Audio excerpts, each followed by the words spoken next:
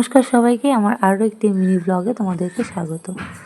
তো দেখো, সকাল সকাল উঠে স্নান, বাড়ির সমস্ত কাজ সেরে নিয়েছি। ঘড়ি কাটায় কিন্তু 5:30 মতন বাজছে, আর আমার সমস্ত কিছু হয়ে গেছে, কাজবাজ, স্নানও হয়ে গেছে। কারণ কি, আজকে একটু বাড়িতে নগর কীর্তন যে হয়, সেই কীর্তনটাই বাড়িতে ডেকেছি। তো সেই জন্য দেখো, এখনও কিন্তু সূর্যমামা ওঠেনি। তো এদিকে আমার স্নান পুজো সব হয়ে গেছে। এখানে তুলসীতলা, জল ঢালা, পুজো দেওয়া সমস্ত কমপ্লিট আর কি। তো অপেক্ষা করছিলাম কখন ওনারা আসবেন, তারপরে কীর্তন হবে বাড়িতে। তো এদিকে দেখো, আমার ফুল ফুটেছে, কত পদ্ম ফুল ফুটেছে গাছে। আর দেখো, এই বেগুনি রঙের এই ফুলগুলোকে কি বলে আমি তো নাম জানি না, তোমরা যারা জানো আমায় জানিও।